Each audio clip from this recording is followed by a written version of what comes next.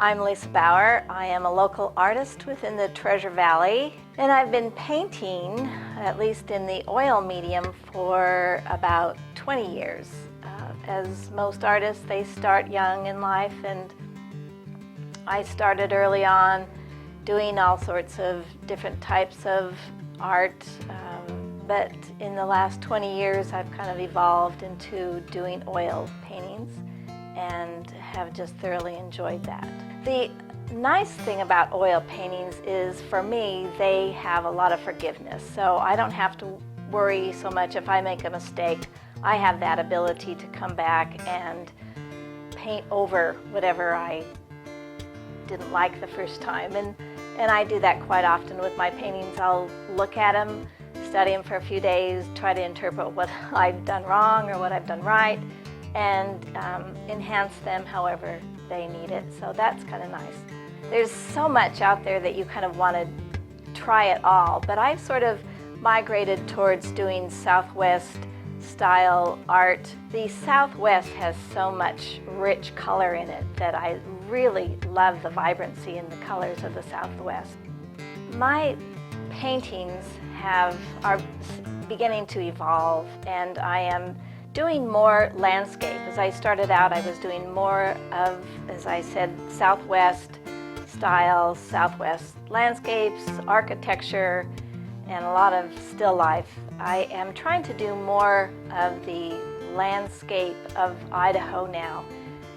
There's so much beauty out there that seems so simple in our existing rural areas, and as I'm driving down the back roads, I'll stop, I'll take a picture, and then come back at some given point in time and make that up into a painting. So many of our fields and old houses and barns are being torn down and made way for new housing developments, and so before that's all gone, I really hope to be able to capture some of that.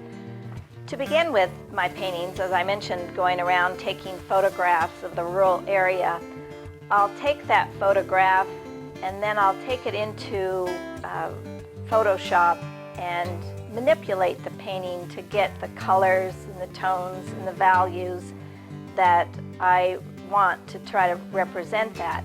So from this, I have the original photograph that I took, and then this is what I've manipulated. The second one, large one, is what I have manipulated and colorized into the tones and the values that I want to portray in my painting.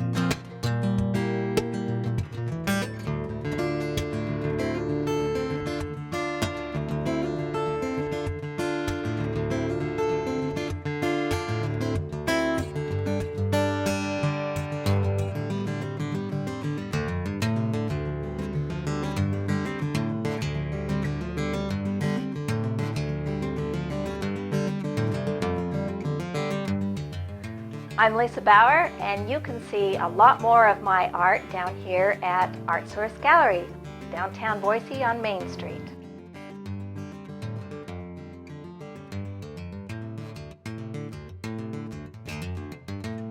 Hi, I'm Jerry Hendershot, and I'm a ceramic artist here down at Art Source Gallery. I also show work over at Gallery 518, and I'm a teacher here at Timberline High School in East Boise. And so essentially what you see here in front of you is one of my, I call my 3 lines of work. I do a lot of raku wear. And what I like about raku is in some of these pieces you can see how the colors vary and they change. No matter how you turn it, the story kind of changes. Believe it or not, this is one glaze. And what's great about raku is they're copper-based glazes usually, and they interact with oxygen and the lack of oxygen. And so, for example, anytime you see magentas or reds or coppers, you know that there's been a lack of oxygen to the vessel. Here we see a really bold area of poor oxygen supply. But whenever you see blues and greens, that was where it oxidized. So it's a little bit of science, a little bit of visual arts. This one here a lot more consistent in color, so the story is a little more generalized. Here you'll have what's called a burp line. You can see kind of this little line right here, and right along here. This is a line where the flames actually came up. And what raku is essentially is glazing low fire aware with a copper-based glaze, and then you pull it out with a pair of tongs at about 1800 degrees, and you put it into a combustible material like leaves or sawdust, and it catches on fire, and then you play with the amount of oxygen you want to allow that glaze to have as it cools down, and then you get certain effects. Here again, a moment of oxidation, a large area of reduction or oxygen deprivation, I guess you call it. So it's kind of fun to manipulate those sort of things. So this line of work, I do a lot of form-based work, big, broad, open surface. And this is only a small sampling of what I've got here, but I like this big bare area because that allows for the various effects to kick in. Other things, I do some functional wear as well. These are what's called Cone 5 mid-fire glazes. They're food safe, microwave safe, and they're designed to be a function first with an aesthetic value added a little bit later. And so right now, as you can see, this is probably my best-selling color, the turquoise, and the other colors usually I've got a wide variety. But so right here, two different things. Another one of my lines that I really like are more earthy, more organic, a little more asymmetrical. I grew up in Nevada, and so I really like the Great Basin, the surfaces of weathered rock and old rusted signs and erosion and those sort of things, lichens. And so that's kind of what I've been striving to do with some of that work, is how to emulate the place of the Great Basin in my work, so that when you look at the work, it looks like it came from that place, if that makes sense. To kind of blur the line between made and found. And so those are various examples. I call them geodes. Then there's neo-geodes, and then there are some sculptural kind of vases and vessels that are part thrown and part slabbed. These works here are all thrown on the wheel, but some of the work I do is hand-built. And then the third line, which is really very different than the other two, is more of an urban motif. It's, I call it tin, or Tin Men teapots. They're kind of a steampunk theme, influenced by artists like Gerard Ferrari of Indiana, a guy named Sean Tan, who's a children's book illustrator who does a lot of really kind of playful, slightly humorous but slightly menacing characters. And so these are kind of fun because I like to try and make them look like they are a blend of animate and alive, and yet industrial and mechanical, and I use different glazes that emulate metallic glazes. I'll paint them with an iron paint and then put what's called a rust activator, so it rusts the surface, gives them kind of that aged feel.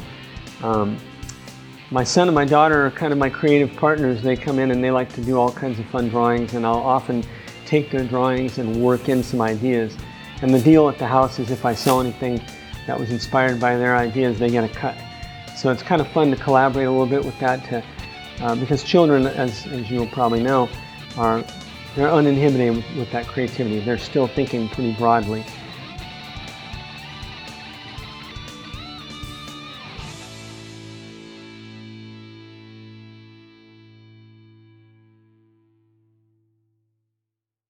Hi, I'm Teresa Wagers, and I have been painting for about 45 years.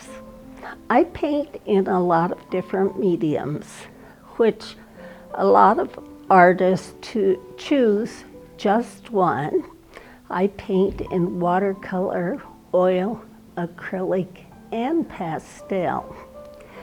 For many years, probably the last 30 years or so, I have thought that watercolor was the medium that I really needed to paint in. But lately now, I've decided that I need to go back to oil painting some of the time. I like how you can get texture. This also is an acrylic, and it also has texture. The watercolor is the way I like it, is the way the colors will blend. Now these are just beginnings of two paintings, and they will evolve into something else. When I'm thinking of ideas, I'm thinking of, I have beautiful flowers in my garden.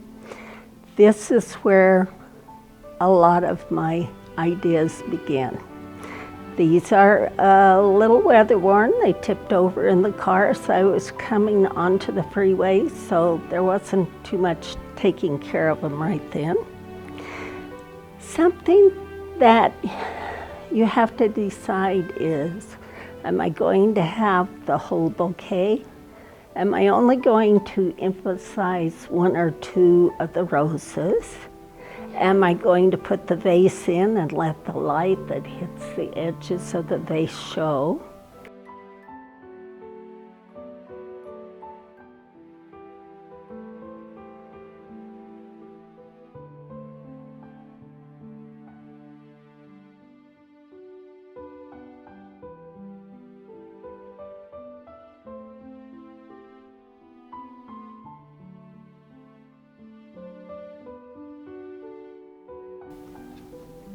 You need to remember that when you're buying artwork, that all sizes work, and even if you've used all of your wall space, don't forget, you can buy some small piece. This is a watercolor that can sit on a nightstand, a table with some other things. This small piece can go on a bookshelf, and they look very nice. They kind of break up the staticness of the other things that you have in your showcase. Anything you do in your life is artistic. People say, I don't have a bit of art in my soul. Well, the clothes you pick out to wear in the morning, the food you put on the table during the day, it may be an arrangement of china and flowers or whatever during the day. That's all art. I just like beautiful things. As we were camping with our kids, we would ride along and they'd say, oh, Mom, look at that. What color do you think that is? Well, what color would you mix to make that color? And so these things are important, and they're important things that children learn and remind you that what you're doing is valuable.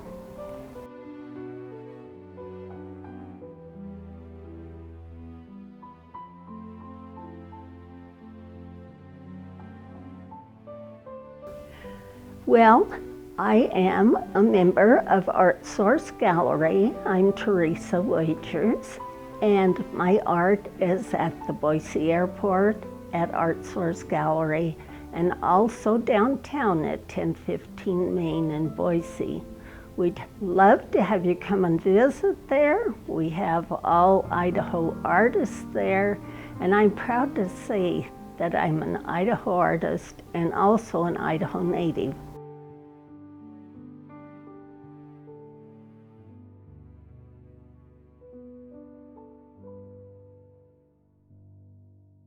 Hi, my name is Tony Morse. I'm an artist at the ArtSource Gallery in downtown Boise.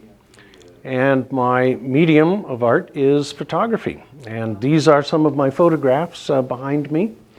My particular interest in photography runs to the form and structure of landscape.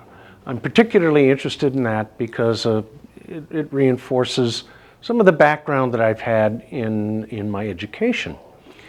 I particularly like black and white photography, in spite of the fact that most of these are color, because black and white really is the first step to abstract.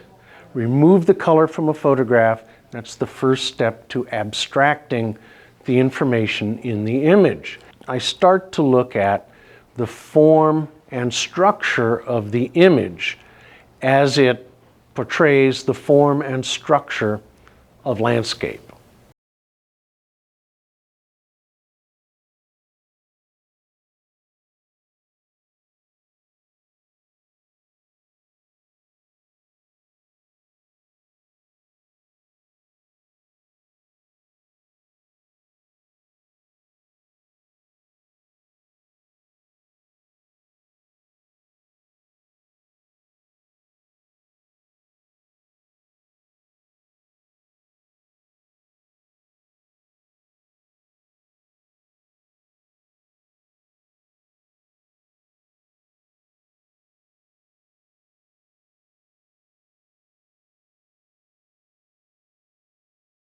And I particularly like this image because it gets at what I like about structure in an image. You have a little triangle that is reinforced by the stump right in the center, and that's reinforced by that large rock, which is called Proposal Rock, in the background. And this is what I really like about photography, is being able to look for, find, and represent these kinds of interesting structures in nature that become part of the image that I print. There's a structure to the image, a composition. And what's nice about landscape is being able to take that landscape structure and translate it into an image structure that I can print. Yeah, I was in Ketchum in the Wood River Valley, photographing landscape during trailing of the sheep. And I decided, well, I'm going to take a little break and watch the sheep go down Main Street. And as I was standing there, his father and his daughter were also watching the sheep. And as I was watching the parade, she was watching me. And how could I resist taking that picture? It's not landscape, but I really like having somebody look at me like that. And tell me about this one. This photograph I took on 8th Street, downtown Boise, and I was just walking down the sidewalk. I took it with an iPhone. And what attracted me initially was the contrast of the red, green, and yellow lines. And then I saw the square and the circle, and I liked that.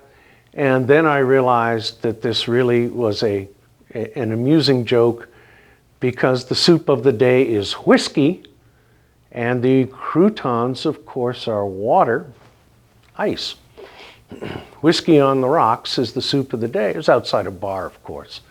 But the first thing that you see in the picture are the shapes and the colors, and then you see the joke.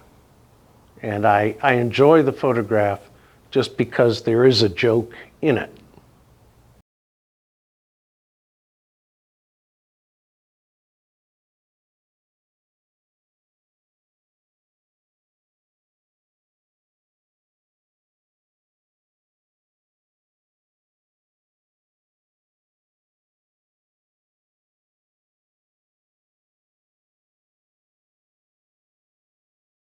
My name is Sue Ellie. I live in Meridian, and I have been a part of the ArtSource Gallery for about a year. I paint in watercolor and acrylic, and I paint to recreate beautiful things. I don't paint for social statements or, well, I like to express emotion of peacefulness and tranquility, but not anger or anything negative. And I'm a retired nurse, and I started painting when I was a senior in nursing school. There was a course offered on the campus at OHSU in Oregon, and it was just a night class, privately presented. But the school let us use the pathology lab, and so we had the black granite tops with Bunsen burners, and all around the room there were jars of specimens on the shelves. But the teacher was mostly a seascape artist from the coast of Washington, and he taught me about having paints, a selection of paints in the palette, and how that works, and about composition and light and keeping it simple. And as I've had other instruction, I've learned that every artist has their favorite colors in their palette. Nothing's written in stone. It's very individual.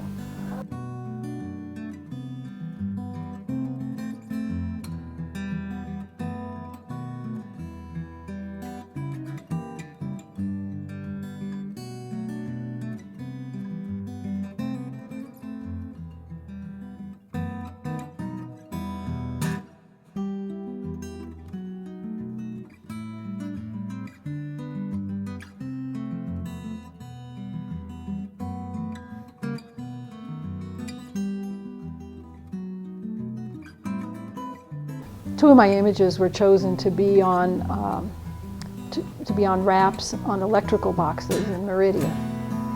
About a year ago, over a year ago, I submitted 10 images and then didn't hear anything until about 3 weeks ago I got a letter that 2 images were being chosen. And one of them is, I paint a lot of koi fish, and one of them was a koi fish in watercolor, very soft and sort of dreamy. And the other is an acrylic painting of outer space, the birth of a star. I call it Bang. And it's very colorful, inspired by the Hubble telescope photos of outer space, of deep space. And I actually painted a little Hubble telescope in the painting. It's like, where's Waldo? I spend time in California in a Chinese antique store, and I'm inspired by what they have on display there. This is my rendering of a carving of a granite horse, Chinese horse. And I mentioned the mediums in acrylic.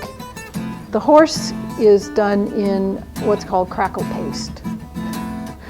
I do a crazy background, then I put the horse on, and as the paste dries, it cracks by itself. So then I can introduce color into the cracks and paint over the paste, and it is a lot of fun. This painting is just from my imagination. One night the moon was just beaming in my window, and so I know it was bright. So I just recreated what was kind of floating around in my brain and how the moon can illuminate. It's a real honor to be involved with the ArtSource Gallery. There is a lot of talent here and a lot of wonderful people that are very nice to be associated with. So I'm enjoying my association here.